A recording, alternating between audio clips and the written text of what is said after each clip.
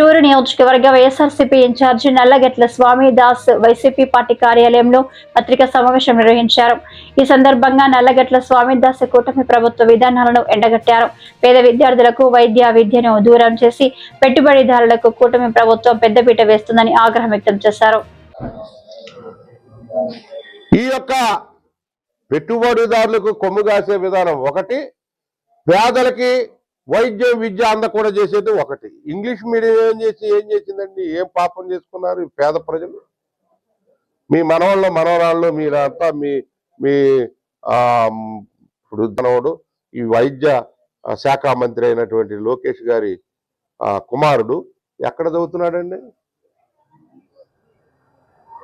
ఎక్కడ చదువుతున్నాడు? దేవాంశ్ ఇంగ్లీష్ మీడియంలో ఇంటర్నేషనల్ స్కూల్లో చదువుతున్నారు. మీ మనవాళ్ళు అందరు కూడా, మీ మంత్రివర్గంలో ఉన్నటువంటి వాళ్ళు, మీ లీడర్స్ మొత్తం కూడా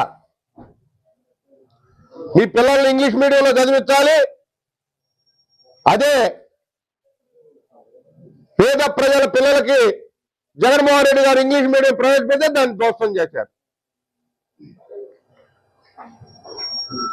అందుకనే ఈ ప్రజా వ్యతిరేక వెల్లువ ప్రజా వ్యతిరేక వెల్లువ వచ్చింది. దీనిలో అందరూ భాగస్వాములు కండి. వీళ్ళు మన ఆస్తుల్ని ధర్మం చేయడానికి కాదు, వీళ్ళకి ప్రభుత్వ అధికారం ఇచ్చింది. ప్రజలకు సంబంధించినటువంటి ప్రభుత్వ ఆస్తుల్ని, ఆ ప్రభుత్వ ఆస్తుల్ని మీకు పవర్ అప్పచెప్పామని మీ ఇష్టం వచ్చిన వాళ్ళకి బదలాయింపు చేస్తారా? దుర్మార్గమైనటువంటి చర్య ఇది.